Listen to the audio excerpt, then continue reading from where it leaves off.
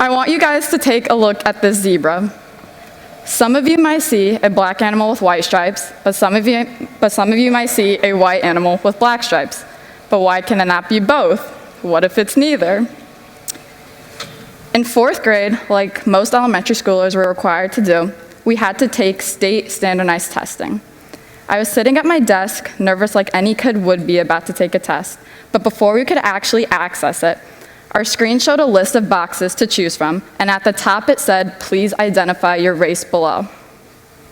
There was a white box, a black box, an Asian box, a Hispanic box, and an other box, because at the time, in 2018, the 2 or more races box didn't exist for Illinois state tests. I considered the box labeled other, but it had such a dehumanizing and degrading tone associated with it, almost as if it's intended to make you feel exotic, which I wasn't. I was black and white, and that box overcomplicated that. I dragged the cursor over to the black box. My dad is black, obviously my skin is black, and I bet that 9 out of 10 people passing me on the street would probably think of me as black. I've even lived through experiences black people have to endure, such as being racially profiled as early as 5th grade. However, not all of my experiences align with just those of a single race black person, and I'd be lying if I said I haven't benefited from having a lighter complexion.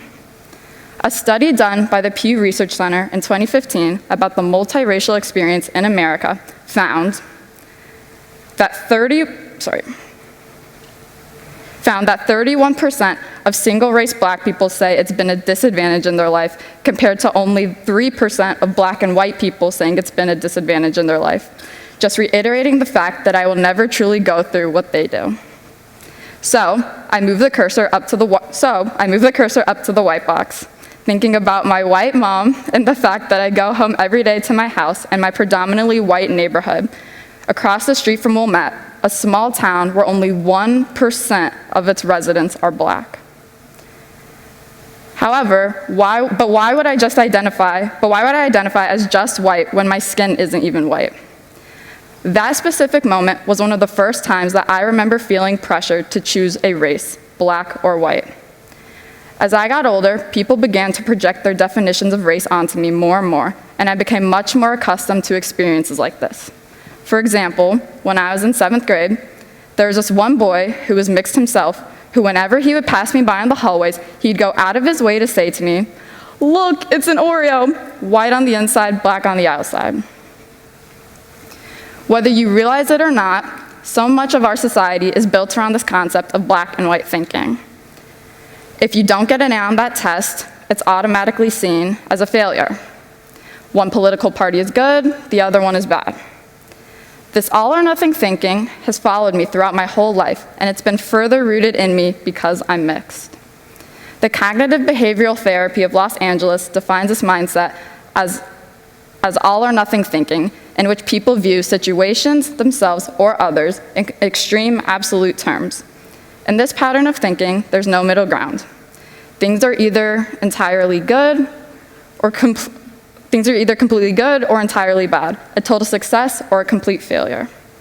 That same study about the multiracial experience in America found that only 4 in 10 adults with a mixed race background actually consider themselves multiracial, meaning that the majority of multiracial Americans confide to the societal pressure to choose a side, not allowing themselves to acknowledge the intricateness of their identities.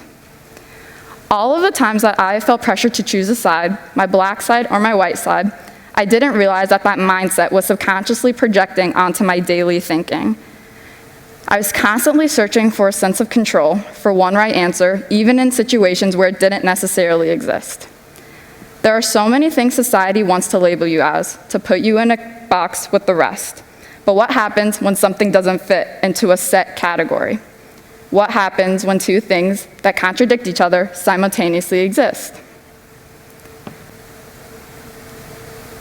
And now for something completely different. This may seem very off topic, but I hope by the end of this talk you will be able to draw the connection. So I have always loved true crime documentaries. Whenever I feel bored, I open Netflix and I search for my next new watch. My freshman year, little did I know that one of those unwatched documentaries on Netflix would make a large, lasting impression on me. I clicked on the series titled 30 for 30, OJ Made in America. This film gave me an insight into the life of O.J. Simpson, more specifically centered around his trial and eventual acquittal for the murders of his ex-wife and her friend. Prior to watching this, I don't think I had seen too many documentaries where such a famous, charismatic star athlete and media personality was accused of a double murder. But as I continued to watch, it became clearer and clearer that the murders weren't even the main point of the trial because of the way social status, race, and power all affected the events of the case. And in my eyes, this trial was perfectly exemplified black and white dynamics in America. O.J. Simpson, a black man, being accused of killing 2 white people is part of the reason that this case gained so much publicity in the first place. A black man being arrested by the Los Angeles Police Department in the 90s, which had the reputation of being openly racist because just 3 years prior to his arrest, they had beat up an innocent black man on camera in Rodney King and hadn't even been convicted in state court. OJ's trial was a public platform for black people to send a message back to the LAPD, which white people couldn't really have understood to the same extent as black people. A poll done by ABC News highlighted a clear divide in opinion, with 16% of black Americans at the time believing he was guilty, compared to the 69% of white Americans who believed he was guilty. Everyone is getting told the same information, presented the same facts, yet still, there was such a stark gap in how black and white Americans were interpreting this trial. This case was absolutely polarizing to me, and I just could not understand why. I kept searching for a correct answer, but the more I began to think about it, I realized that OJ's trial wasn't just as simple as saying that he should have been found innocent or that he should have been found guilty. On one hand, his acquittal never brought closure or justice to the victims and their families. But on the other hand, had he been convicted, it would show that even the most powerful black people in America would never be treated fairly under the law.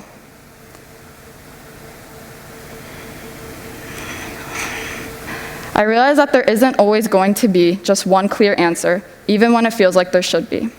That realization became clear to me when I started thinking about this case, and in recognizing that, I was forced to confront the fact that I had been repeating the same way of thinking that had been imposed on me my whole entire life. The discomfort I felt from not being able to draw a clear conclusion is what ultimately broke my own pattern of black and white thinking. But this doesn't just apply to this case. Think about your own life. Is it gender? Is it politics? Is it religion? It maybe could be the fact that you like math more than English because math forces you to choose the right answer. Once you begin to adopt this nuanced way of thinking, you will likely notice the way you look at things will start to change. If any of you are wondering what box I checked from the beginning, the black box or the white box, I'm not going to tell you. It might not be the answer that you want to hear, but that's exactly the point. Because in life, you're not always going to find the conclusion you're looking for, no matter how hard you search for it. Uncertainty and nuance are essential to our everyday life because not everything fits into a box people try to put them in.